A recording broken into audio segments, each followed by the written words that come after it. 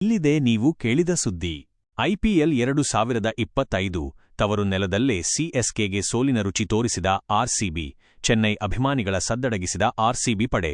Royal Challengers Bengaluru, RCB ಮತ್ತು Chennai super Kings CSK ನಡುವಿನ IPL ಪಂದ್ಯದಲ್ಲಿ ಧೋನಿ ಪಡೆಯನ್ನು ಆರ್ಸಿಬಿ 50 ರನ್ಗಳ ಅಂತರದಿಂದ ಸೋಲಿಸಿ ಗೆಲುವಿನ ಸರಣಿಯನ್ನು ಮುಂದುವರೆಸಿದೆ. Chennai royal Challengers Bengaluru, RCB ಮತ್ತು ಚೆನ್ನೈ ಸೂಪರ್ ಕಿಂಗ್ಸ್ ಸಿಎಸ್ಕೆ ನಡುವಿನ ಐಪಿಎಲ್ ಪಂದ್ಯದಲ್ಲಿ ಧೋನಿ ಪಡೆಯನ್ನು ಆರ್ಸಿಬಿ 50 ರನ್ಗಳ ಅಂತರದಿಂದ ಸೋಲಿಸಿ ಗೆಲುವಿನ ಸರಣಿಯನ್ನು ಮುಂದುವರೆಸಿದೆ. ಚೆನ್ನೈನ ಎಂಎ ಚಿದಂಬರಂ ಸ್ಟೇಡಿಯಂನಲ್ಲಿ ನಡೆದ ಪಂದ್ಯದಲ್ಲಿ ಟಾಸ್ ಸೋತರೂ ಮೊದಲು ಬ್ಯಾಟಿಂಗ್ ಮಾಡಿದ ಆರ್ಸಿಬಿ ನಾಯಕ ರಜತ್ ಪಾಟಿದಾರ್ 51 ರನ್, ಅರ್ಧಶತಕದ ನೆರವಿನಿಂದ ನಿಗದಿತ 20 ಓವರ್ನಲ್ಲಿ 7 ವಿಕೆಟ್ ನಷ್ಟಕ್ಕೆ 196 ರನ್ ಕಲೆಹಾಕಿತು. ಆರ್ಸಿಬಿ ನೀಡಿದ 197 ರನ್ಗಳ ಗುರಿ ಬೆನ್ನಟ್ಟಿದ ಚೆನ್ನೈ ಸೂಪರ್ ಕಿಂಗ್ಸ್ ನಿಗದಿತ ಓವರ್ನಲ್ಲಿ 8 ವಿಕೆಟ್ ನಷ್ಟಕ್ಕೆ 146 ರನ್ ಬಾರಿಸಲಷ್ಟೇ ಶಕ್ತವಾಗಿದ್ದು ಸೋಲು ಕಂಡಿತು. ಚೆನ್ನೈ ಪರ ರಚಿನ್ ರವೀಂದ್ರ 41, ಶಿವಂ ದುಬೆ 19, ರವೀಂದ್ರ ಜಡೇಜಾ 25 ರನ್ ಹಾಗೂ ಎಂಎಸ್ ಧೋನಿ ಅಜೇಯ 30 ರನ್ ಬಾರಿಸಿದ್ದಾರೆ.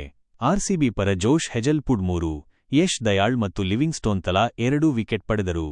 ಆರ್ಸಿಬಿ ಪರ ಆರಂಭಿಕರಾಗಿ ಕಣಕ್ಕಿಳಿದ ಫಿಲ್ ಸಾಲ್ಟ್ ಮತ್ತು ವಿರಾಟ್ ಕೊಹ್ಲಿ ಜೋಡಿ ಮೊದಲ ವಿಕೆಟ್ಗೆ 45 ರನ್ ಚಚ್ಚಿದರು. ಪ್ರಮುಖವಾಗಿ ಸ್ಫೋಟಕ ಆರಂಭ ನೀಡಿದ ಫಿಲಿಪ್ ಸಾಲ್ಟ್ ಕೇವಲ 16 ಎಸೆತಗಳಲ್ಲಿ 1 ಸಿಕ್ಸರ್, 5 ಬೌಂಡರಿ ಸಹಿತ 32 ರನ್ ಕಲೆ ಹಾಕಿ ಆರ್ಸಿಬಿಗೆ ಭರ್ಜರಿ ಆರಂಭ ನೀಡಿದರು. ಆದರೆ ಈ ಹಂತದಲ್ಲಿ ನೂರ್ ಅಹ್ಮದ್ ಬೌಲಿಂಗ್ನಲ್ಲಿ ಎಂಎಸ್ ಧೋನಿ ಮಾಡಿದ ಅದ್ಭುತ ಸ್ಟಂಪಿಂಗ್ಗೆ ಸಾಲ್ಟ್ ಬಲಿಯಾದರು. ಧೋನಿ ಕೇವಲ 0.14 ಸೆಕೆಂಡ್ನಲ್ಲೇ ಸ್ಟಂಪೌಟ್ ಮಾಡಿದ್ದು ಇದು ಈವರೆಗೂ ನಡೆದ ಪಂದ್ಯಗಳ ಪೈಕಿ 2ನೇ ವೇಗದ ಸ್ಟಂಪೌಟ್ ಆಗಿದೆ. ನೂರ್ ಅಹ್ಮದ್ ಎಸೆದ 5ನೇ ಓವರ್ನ ಕೊನೆಯ ಎಸೆತದಲ್ಲಿ ಸಾಲ್ಟ್ರ ವಿಕೆಟ್ ಪತನವಾಯಿತು.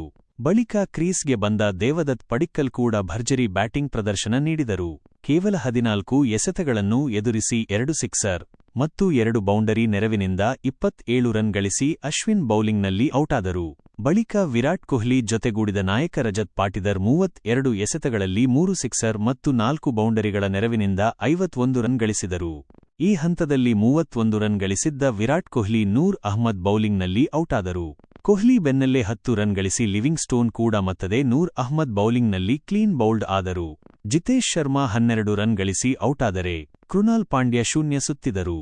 ಇನ್ನು ಆರ್ಸಿಬಿ ಇನ್ನಿಂಗ್ಸ್ನ ಕೊನೆಯ ಓವರ್ನಲ್ಲಿ ಟಿಮ್ ಡೇವಿನ್ ಹ್ಯಾಟ್ರಿಕ್ ಸಿಕ್ಸರ್ ಸಿಡಿಸುವ ಮೂಲಕ ಆರ್ಸಿಬಿ ಮೊತ್ತವನ್ನು 190 ರ ಗಡಿ ದಾಟಿಸಿದರು.